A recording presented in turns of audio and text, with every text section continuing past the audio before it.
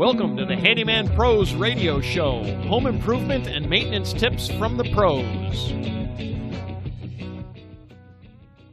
Welcome to the Handyman Pros Radio Show Action Edition, where we feature an actionable tip that you can use today. And I'm here with my old buddy Larry. Larry, what has been going on?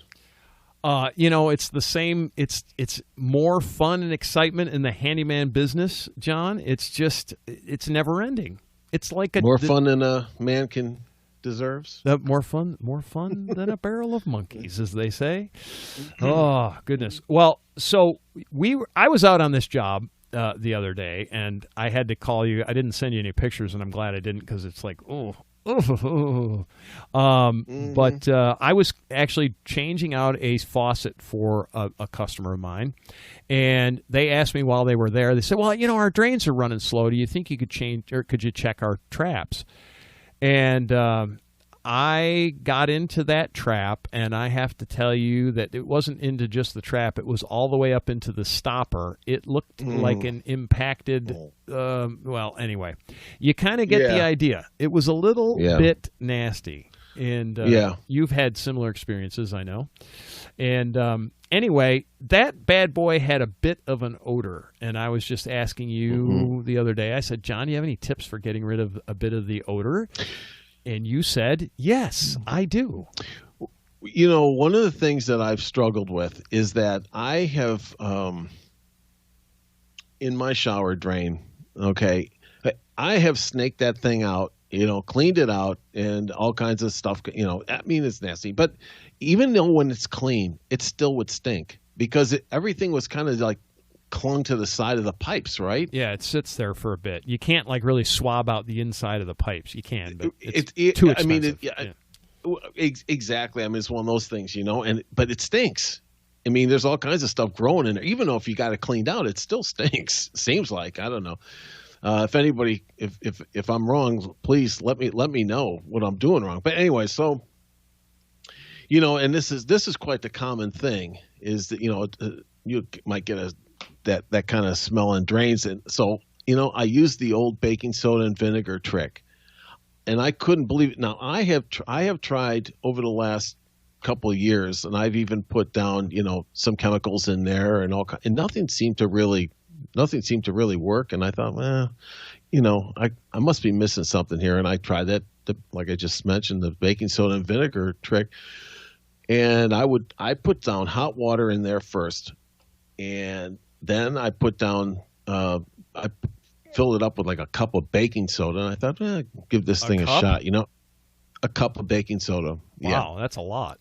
And I put that down in there, right? And I let that thing sit down in there for a while, and then I put down the vinegar in there, and of course, it's bubbling up and everything. But I put my hand over it, so it wouldn't come up. It had to go somewhere, like out. And push everything else out. And I did that a couple of times, and it stopped stinking. So you put a cup of baking soda. How much vinegar, roughly? Well, I think another cup. So a cup of vinegar. I might have not put that much baking soda in there. I put maybe about a half a cup. Let's call it half a cup. I don't know. I filled it up. I'm like, let's, I'm gonna blast this thing out, because what happens with baking soda and vinegar. Everybody, after third grade chemistry knows what happens there. But foams up, baby. It's beautiful. Yeah. And it foams up, but I put my hand over the top with a rag, so it couldn't come up. It had to go somewhere. So you basically had it push it down the pipe. Correct. That's exactly right. And, John, you're brilliant. You're brilliant. That's what I have to say. It's brilliant. Well, this is not a new trick, but it's something that was brought to my attention the other day, and I thought, well, hell, I'll try that, and it worked. I couldn't believe it. I was like, man, I'll bet it cut down 98% of the stink, and I was like, well. And it's cheap, safe. I was just going to say it's kind of like the best of both worlds. It's inexpensive. It's environmentally friendly, because baking soda and vinegar are really not very dangerous, if you want to say. It's better than putting lye or something down in there. Yeah, and I'm on a septic tank. Yeah, so even more important, right? So all of that's good. So Wow. I have to suggest that to this customer because their drain was like, oof. Yeah. But anyway, Yep. be that as it may, that's an awesome trick. All right, with that, folks, if you have any suggestions for shows, if you have a tip or a trick like this, please send us an email, questions@handymanprosradioshow.com, or you could post it on our Facebook group at Handyman Pros. We would really appreciate that because this is the kind of tips that we like to spread this stuff around. It's just one of those things. It's a little thing, but pretty much everybody's got baking soda and vinegar at their house already, I would hope anyway. But if you've got these kinds of issues, it's not a bad idea. It's probably not a bad preventative maintenance idea either, John, I would say. Well, that's exactly right.